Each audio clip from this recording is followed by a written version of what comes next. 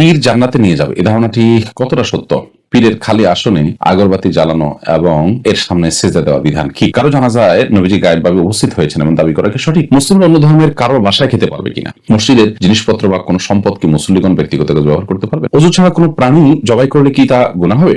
মিলাদকে অস্বীকারীকে কাফের মনে করা কেমন? আজানে নবীজির নাম শুনে আঙ্গুল চোখে লাগিয়ে চুম্বন করা যাবে কিনা? ব্যক্তিগত দ্বন্দ্বে কিংবা সাধারণ কোনো কারণে অল্প জায়গায় কয়েকটি মসজিদ বানানোর শরীয়তের দৃষ্টিতে কেমন? আগেকার বিধান কি? না করলে কি কোনো ক্ষতি হবে? ইসলামের দৃষ্টিতে কেমন মেয়েকে বিয়ে করা উচিত? কিছু লোক আছে যারা হাদিস মানেন না, তারা বলে হাদিস বর্ণনাকারীদের চরিত্র সম্পর্কে আল্লাহ কিছু নাজিল করেননি, তাদের বিষয়ে জানতে চাই। বানানো ভাই বোন বা বানানো মা বাবার ব্যাপারে ইসলামের বিধান কি? কোন ব্যক্তিকে দাফনের সময় তার কপালে ও বুকে কালিমা লেখা এবং মাথায় কোনো দরবারের ফিতা বা কালিমা লেখা কাপড় বাঁধা যাবে কিনা? কারো জানাজায় নবীজি গায়েবভাবে উপস্থিত হয়েছেন এবং দাবি করা কি সঠিক? না, এরকম কোনো দাবি করার সুযোগ নেই, কারণ নবী করিম সাল্লাল্লাহু আলাইহি ওয়াসাল্লাম দুনিয়া থেকে তিনি চলে গেছেন। তিনি এই পৃথিবীতে বিচরণ করে বেড়ান, বিভিন্ন জায়গায় যেয়ে বেড়ান, জানাজা উপস্থিত হন, দুধ পাঠ করলে সেখানে হাজির হয়ে যান, এরকম কোনো কথা কোরআন বা হাদিস দ্বারা মোটেও প্রমাণিত নয়। এগুলো ভিত্তিহীন এবং অমূলক কথা। আজানে নবীজির নাম শুনে আঙ্গুল চোখে লাগিয়ে চুম্বন করা যাবে কিনা? নবী সাল্লাল্লাহু আলাইহি ওয়াসাল্লামের নাম শুনে আমরা দুরূদ পাঠ করতে হবে, এই নির্দেশ আমাদেরকে কোরআন হাদিস দিয়েছে। হাদিসে নবী সাল্লাল্লাহু আলাইহি ওয়াসাল্লাম বলেছেন, আলাদা করে আঙ্গুল চুম্বন করার কথা নবী সাল্লাল্লাহু আলাইহি ওয়াসাল্লাম বলে নাই। বিভিন্ন বই পুস্তকে এ জাতীয় কথা অনেক জায়গায় পাওয়া যায়, সেগুলোর গ্রহণযোগ্য কোনো ভিত্তি নেই। একজন ইমানদার কোরআন এবং নবী সাল্লাল্লাহু আলাইহি ওয়াসাল্লাম থেকে বর্ণিত বিশুদ্ধ হাদিসকে তিনি তার একমাত্র অবলম্বন বানাবেন, সেগুলোর কোথাও কিন্তু এরকম কোনো কথা বলা হয়নি। মুসলিম অন্য ধর্মের কারোর বাসায় খেতে পারবে কিনা? আপনি অন্য ধর্মের কারোর বাসায় খেতে পারবেন যদি খাবারটা হালাল হয়। তিনি আপনাকে কোনো হালাল খাবার পরিবেশন করছেন, সেটা আপনি খেতে কোনো অসুবিধা নেই। নবী করিম সাল্লাল্লাহু আলাইহি ওয়াসাল্লাম বিভিন্ন অমুসলিমের বাসায় কিন্তু দাওয়াত খেয়েছেন, যেমন একজন ইহুদি নারী নবী সাল্লাল্লাহু আলাইহি ওয়াসাল্লামকে দাওয়াত দিয়েছেন, তার বাসায় তিনি খেয়েছেন, আবার বিভিন্ন অমুসলিমকে তিনি খাইয়েছেন। অত বেশি নাজায়েজ বা হারাম নয়, দেখতে হবে যে খাবারটা হালাল কিনা। হালাল যদি হয় তাহলে সেক্ষেত্রে আপনি খেতে কোনো অসুবিধা নেই। মিলাদকে অস্বীকারীকে কাফের মনে করা কেমন? মুসলিম জীবনে মিলাদকে পালনের গুরুত্ব কতটুকু? মুসলমানকে দুরূদ পাঠ করতে হবে, মিলাদ ক্যাম্প পড়তে হবে, এমন কোনো বাধ্যবাধকতা নেই এবং কোনো হাদিস সেটা আমাদেরকে বলেও নাই। অতএব মিলাদ বা ক্যাম্প কেউ না করলে তাকে কাফের বলাটা এটা বরং জঘন্য গুনাহের কথা এবং অপরাধের কথা। কোনো ব্যক্তি কাফের না, সে ব্যক্তিকে যদি কাফের বলা হয়, নবী করিম সাল্লাল্লাহু আলাইহি ওয়াসাল্লাম বলেছেন বুখারীর হাদিস অনুযায়ী ফাকাদ বা আবি আহাদুহুমা, তাহলে যে ব্যক্তি কাফের বলল তার দিকে কিন্তু এই ভয়াবহ বিষয়টা বর্তানোর আশঙ্কা আছে। ব্যক্তিগত দ্বন্দ্বে কিংবা সাধারণ কোনো কারণে অল্প জায়গায় কয়েকটি মসজিদ বানানোর শরীয়তের দৃষ্টিতে কেমন? এটা খুবই গর্হিত কাজ এবং নাজায়েজ কথা। আপনার ব্যক্তিগত দ্বন্দ্বের কারণে মসজিদ বানানো এটা কখনো সওয়াবের কারণ নয়, মাধ্যমে সওয়াব পাবে না এবং এটা গুনাহ হবে। বিশেষ করে একটা মসজিদের পাশেই প্রয়োজন নেই কিন্তু দ্বন্দ্বের কারণে আপনি আরেকটা মসজিদ নির্মাণ করলেন, এটা গুনাহ হবে। কোন কারণে মসজিদ কমিটি বা পরিচালকদের মধ্যে মতপার্থক্য থাকতেই পারে, সেজন্য আলাদা আরেকটা মসজিদ নির্মাণ করে ফেলা দ্বন্দ্বের কারণে সেটা গুনাহের কথা। তবে ওই মসজিদগুলোতে নামাজ পড়লে নামাজ হয়ে যাবে। ওযু ছাড়া কোনো প্রাণী জবাই করলে কি তা গুনাহ হবে? ওযু ছাড়া যদি কোনো প্রাণী জবাই করা হয় সেটা গুনাহের কোনো কারণ হবে না এবং সেই জবে বিশুদ্ধ হবে এবং সে প্রাণী খাওয়াটাও হালাল হবে। কোনো ইমানদার আল্লাহর প্রতি বিশ্বাস আছে, তিনি প্রাণী জবাই করলে চলবে। জবের সময় তিনি বিসমিল্লাহ বলবেন এবং রগগুলো কাটবেন, কণ্ঠনালী, খাদ্যনালী এবং রগ যেগুলো আছে আশপাশে মিনিমাম 3টি রগ আর সর্বশেষ করলে তিনি যদি কাটেন তাহলে সেক্ষেত্রে প্রাণী বিশুদ্ধ, সে জবে বিশুদ্ধ হয়ে যাবে এবং সে প্রাণীর গোশত খাওয়া হালাল হবে। ওযু থাকাটা এটা আবশ্যক নয়, বিনা ওযুতেই এমনকি গোসল ফরজ হয়েছে অবস্থায় যদি কেউ প্রাণী জবাই করে সেটা খাওয়া যাবে।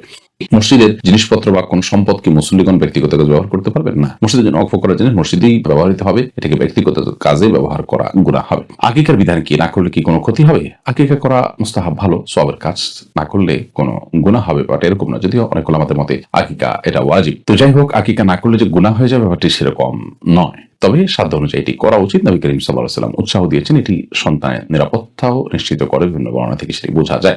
ইসলামের দৃষ্টিতে কেমন মেয়েকে বিয়ে করা উচিত? ইসলামের দৃষ্টিতে আপনি যে মেয়ের মধ্যে দিনদারিতা আছে সে মেয়েকে অগ্রাধিকার দিয়ে বিয়ে শাদী করবেন। নবী করিম সাল্লাল্লাহু আলাইহি ওয়াসাল্লাম বলেছেন ফাসফার বিযাতিদ দ্বীন তুনকাহুল মারআতু লিআরবাঈন। মহিলাদেরকে বিয়ে করা হয় কারোর সৌন্দর্য দেখে, কারোর বংশ মর্যাদা দেখে, কারোর সম্পদ দেখে, কারোর দিনদারি দেখে। তুমি দিনদারি দেখে বিয়ে করবে, কারণ দিনদারিতা, আল্লাহ ভীতি, আল্লাহর সাথে সম্পর্ক, কোরআন হাদিসের কাছে আনুগত্য যদি সত্যিই থাকে কারোর মধ্যে, তাহলে তার সাথে জীবনযাপন করাটা সবচেয়ে উপভোগ্য হবে। নবী সাল্লাল্লাহু আলাইহি ওয়াসাল্লাম বলেছেন আদ-দুনিয়া কুল্লুহা মাতাউ খায়রু মাতা'আদ দুনিয়া আল মারআতু সালিহা। পুরো দুনিয়াতে যা কিছু আছে উপভোগের ভিতরে একজন সৎ জীবন সঙ্গিনী সেটা হলো মানুষের জীবনের সবচেয়ে উপভোগ্য বিষয়। এটা সেজন্য দিনদারিতাকে আপনি অবশ্যই অগ্রাধিকার দিবেন। যে ব্যক্তিগতভাবে তিনি দিন চর্চা করেন কিনা, দিনদারিতা বলতে তিনি শুধু 5 ওয়াক্ত নামাজ নয় বরং সব ক্ষেত্রে হালাল হারাম মেইনটেইন করেন কিনা, মাহরাম মেইনটেইন করেন কিনা, আল্লাহর ভয় তার মধ্যে আছে কিনা, কোরআন হাদিস অনুযায়ী তিনি চলেন কিনা, আল্লাহর কাছে নিজেকে সারেন্ডার এবং সুপর্দ করেন কিনা, এটা যদি থাকে ইনশাআল্লাহ তাকে বিয়ে করতে পারবে। বিশেষ করে অল্প তুষ্ট থাকা এটা মেয়েদের গুরুত্বপূর্ণ একটা বৈশিষ্ট্য এবং আনুগত্য করতে পারা এটা একটা ভালো বৈশিষ্ট্য মেয়েদের। এরপর প্রশ্ন হলো পীর জান্নাতে নিয়ে যাবে, এ ধারণাটি